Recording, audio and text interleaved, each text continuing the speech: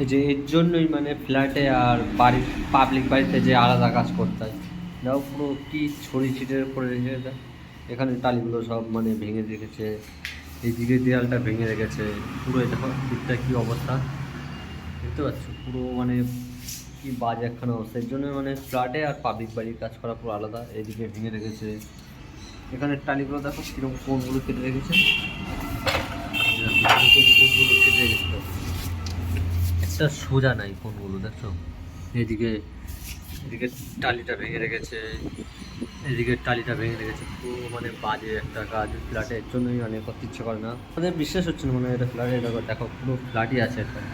দেখো রুমগুলো দেখতে পেলে, এই দেখো এইদিকে রুম কীরকম ছড়ি ছিটে কাজ রাখছে, দেখো এখানে একটু, এখানে একটু বাকি রেখেছে।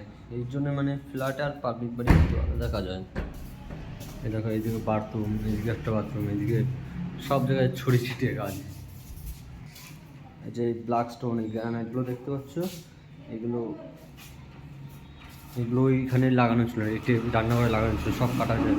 ওই দেখো স্ট্যান্ড, এটা তাক, এইদিকে এইদিকে দরজাটা ছিল, এখন দরজাটা ওইদিকে চলে গেছে, সব ভেঙে ছুঁড়ে আবার নতুন করে করছে।